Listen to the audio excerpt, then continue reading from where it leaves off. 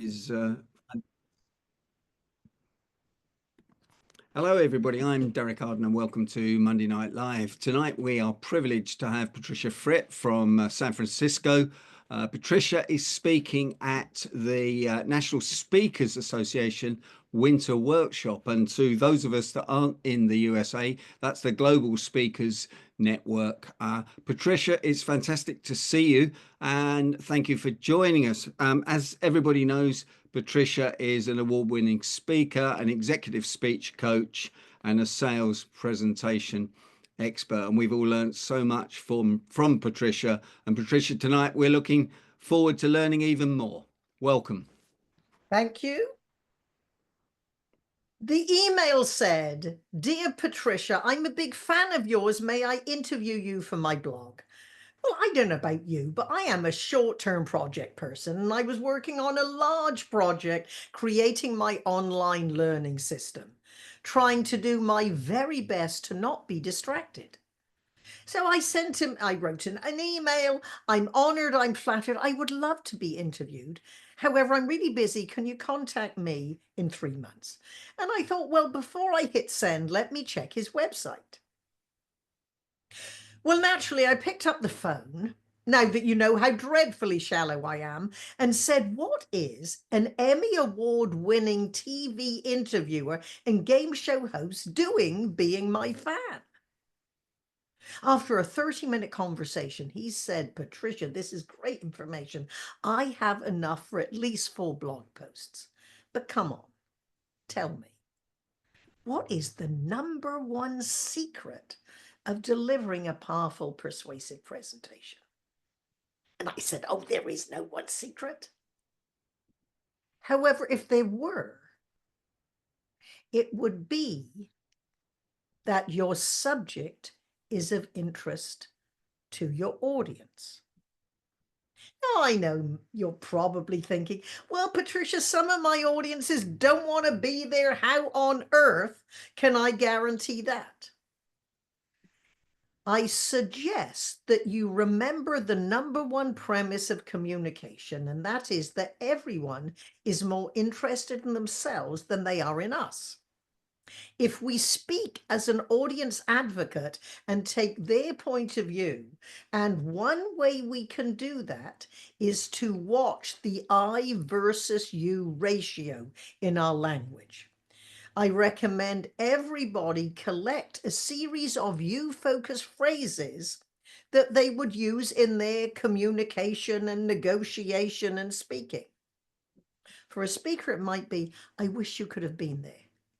You're transporting them into your story, even though you are bringing them along. In your experience, what would success for you look like?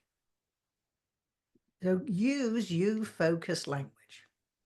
Now, as we move into our presentation, of course, on how to immediately engage your audience, remember the purpose of your opening is to arouse interest in your subject. And there are many ways we can do this. Very simple way is with a question.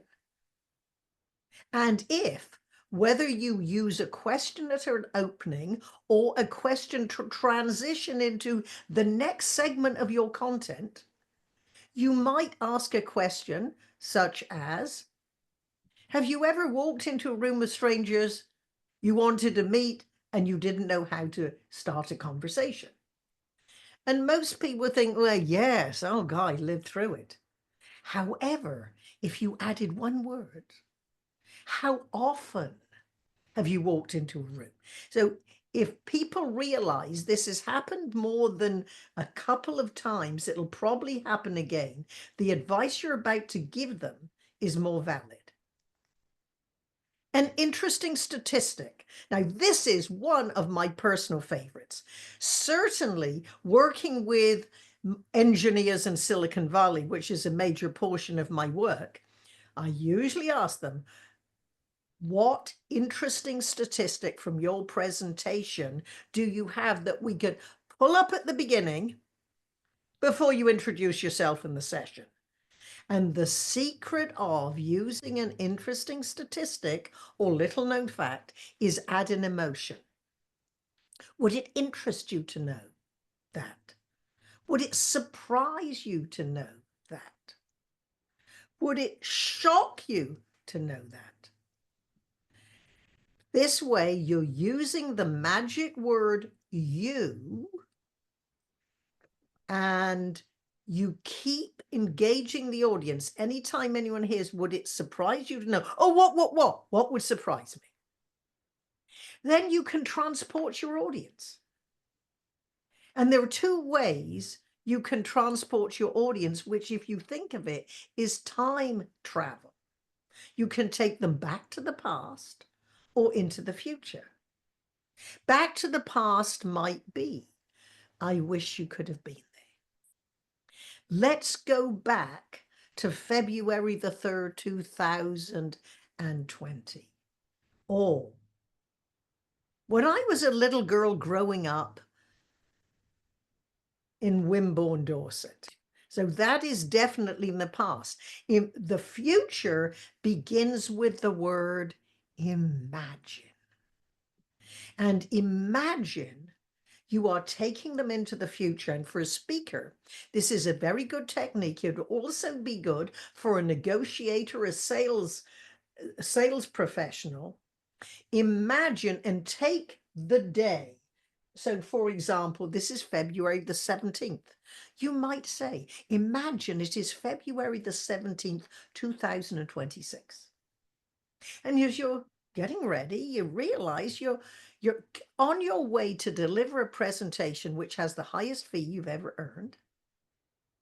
And you realize your suit is the most expensive you've ever owned. And as you're just sipping your coffee, you realize last year has been the most successful in your career. And you take a moment to think, what made the difference? And then you remember back to February the 27th, 2025, when you sat in an audience and heard a speaker say. Then, of course, when you do the review of your presentation, and then you remind them of the picture they created on February the 17th, 2026. You say, will that be a reality? It all depends what action you take on what you heard on February the 17th, 2025. So that again makes it a circular technique. As you may know, part of my personal discipline, I've attended at least 10 screenwriting classes. Not that I have any talent or interest in screenwriting, except Hollywood knows how to tell a good story. And one of my good friends I made from that world is Michael Haig. And one of his techniques as a story consultant in Hollywood is get into the scene late. Very much as I did with my opening story with the email. So often we use so much setup before you get to the action that in fact it's rather boring. So imagine if I had a story and the opening line was, Mary had a problem. What are you thinking? Who's Mary? What's her problem? The second line, give your character a backstory. Mary was a seasoned HR professional. For 20 years, she had run HR departments in the most prestigious companies in Silicon Valley. Now, what do you know about Mary that I don't have to tell you? Based on her experience and where she's worked, you know Mary eats problems for lunch. Sure, the HR Association invites Mary to run panels and give speeches on how do you solve problems in HR departments. Third line. Derek walks in and says, Mary, we're about to be sued for $28 million and I think it was my fault. That is an example of getting into the scene late. You don't need to know all Mary's background of when she was a little girl helping her schoolmates, and then a counselor said, let's test you. I think you'd be great in HR. Get to the scene late. Now, another technique on how you might open your presentation is if you have a profession that needs some description. My very first scientist that I helped with the presentation was in the 90s, my next door neighbor, Mike Powell, who was a senior scientist with Genentech working on developing an AIDS vaccine. I said, Mike, I would love you to speak to my group of professional business women. However, understand we don't spend time with scientists. And if we did, we might not know what they were talking about. Begin your presentation by telling us, what is it like to be a scientist? He said, being a scientist is like doing a jigsaw puzzle in a snowstorm at night when you don't have all the pieces and you don't have the picture you're trying to create.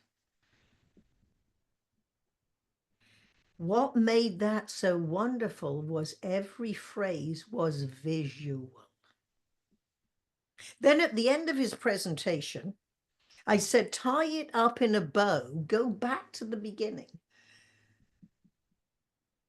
And he said, you heard at the beginning of my presentation of the frustration of being a scientist. So many people ask, why would you do it?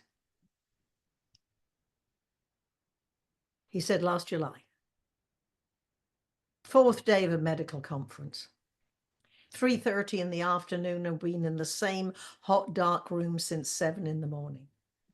The last speaker walked from the back of the room to the lectern. None of us recognized her. She said, I am a 32-year-old wife and mother of 2. I have AIDS. Please work fast. So being A is like about your job, your hobby, your charity. Whatever you can do is a great way, especially if you can make it as visual as Mike did. As you know, if I've ever spoken at your NSA chapter, one of the most popular parts of my program is razor focus mini coaching. I bring people up to the stage, just give me the opening of your presentation. And in one chapter, cannot even remember which one it was, a young woman came up and said, my dad walked into a diner, looked at the waitress and said, wow, that's my wife, in 1946. I said, I am sure this is a great story. However, you have to begin in 1946. To put your story into context.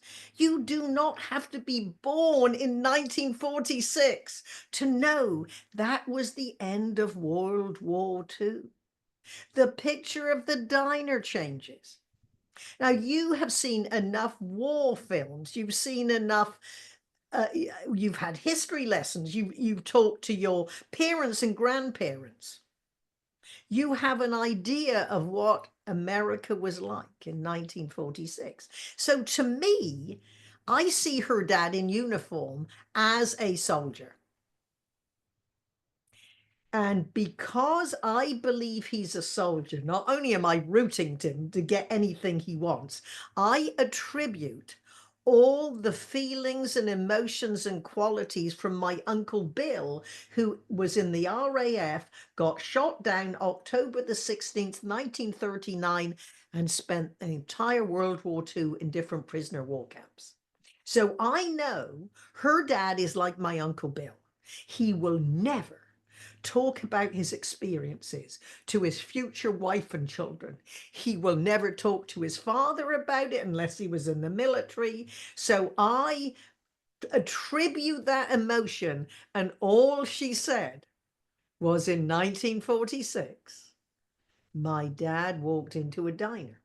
Now, again, I don't know about you, but I bet he goes sits at the counter because he's alone.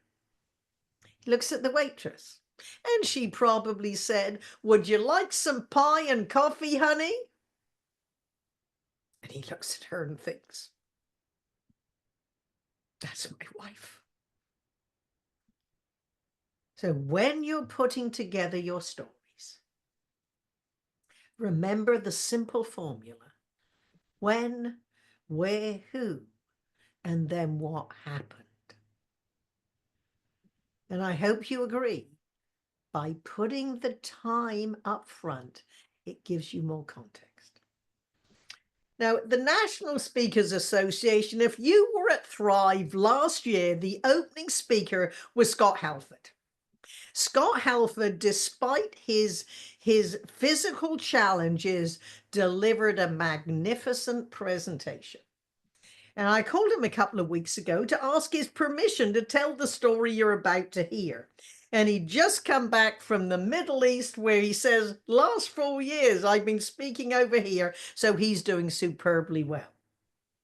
And I said, do you remember when we first met? It was at a lab, speaker lab in Phoenix. And Scott got up and said, when I was a little boy, I was always interested in documentary films, and my parents encouraged me, and I went to film school, and I got a job for a documentary film company. And one of our projects was a documentary about death row. And we even got to the point I spent 6 days in death row. And I even sat in Sparky, the electric chair. And then he goes on with his story. And afterwards he came and asked me any feedback on my speech. And I said it was great, but do you mind if I give you my suggestion tomorrow morning in my presentation? He said, great. So what I suggested he did was,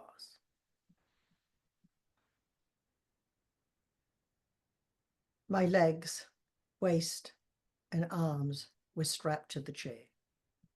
The wet sponge was taped to my forehead. The metal cap with electrodes over my head.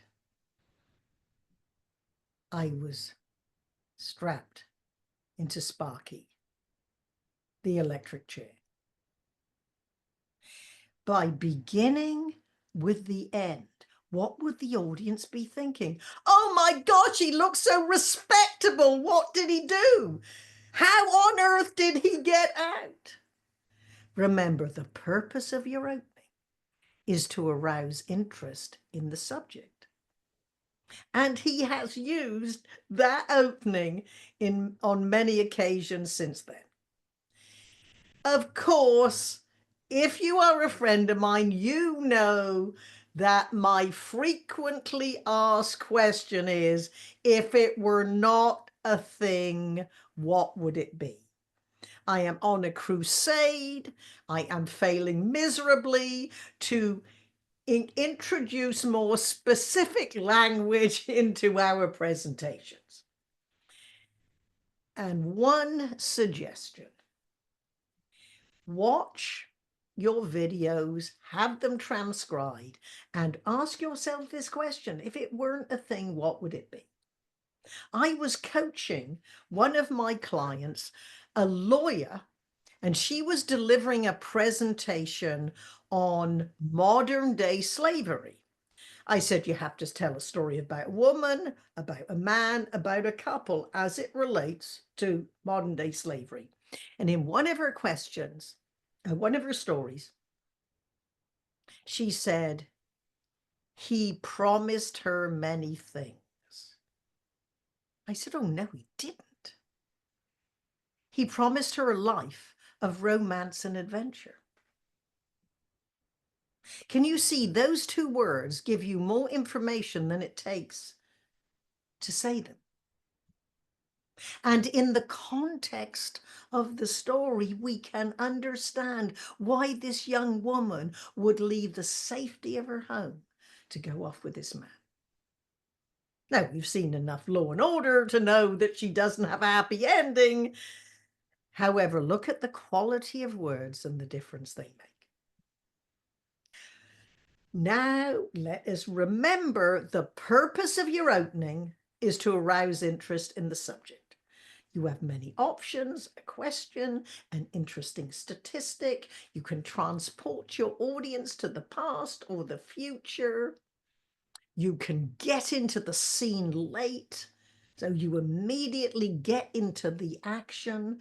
You follow the formula: when, where, who, what happens. And if you have to tell a story to explain your industry, being A is like.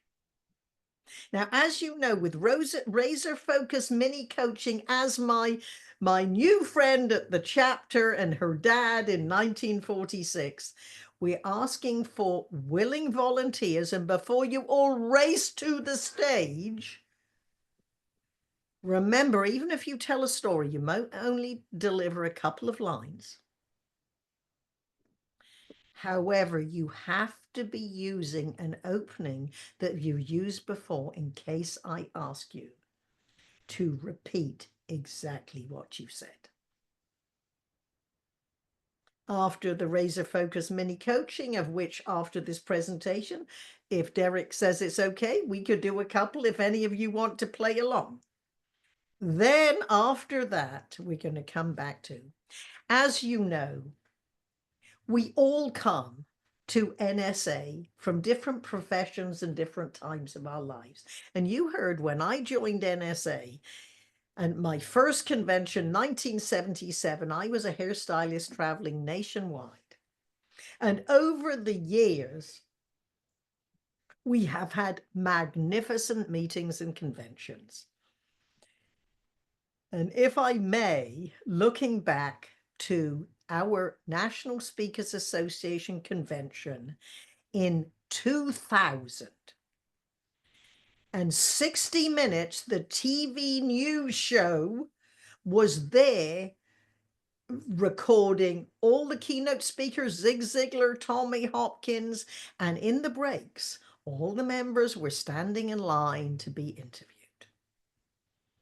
And I was standing there thinking to myself, well, if I have any chance to not be on the cutting room floor, I have to say something short, pithy, perhaps amusing, a tweetable length quote, and this was before we invented Twitter.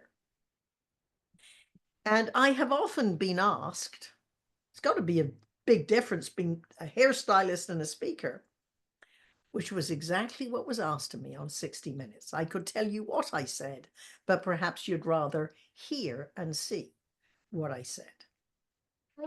This former hairdresser, like others in the trade, is a born talker. When I was a hairstylist, I worked on the outside of people's heads. Now, as a motivational speaker, I work on the inside of their heads. There's only half an inch difference. That line got me on 60 Minutes. That half inch has made me millions of dollars, and not all in the same year. And if I may, as a proud member of the National Speakers Association for nearly half a century, I appreciate this opportunity to share some insights that I hope you will find enlightening. NSA has been a vibrant community for me, as I'm sure it will be for you. Great friendships, unlimited educational opportunities, and so much enjoyment. As a 48-year member of the National Speakers Association, thank you for the opportunity to contribute. And I hope you will remember me, because I'll never forget your warm reception. However, much more important than remembering me, remember what Fripp stands for. Frequently reinforce ideas that are productive and profitable. Thank you. Thanks, Patricia. That was fantastic. Thank you very much, and our usual vote of thanks. When are you doing this? When are you? The first week in March.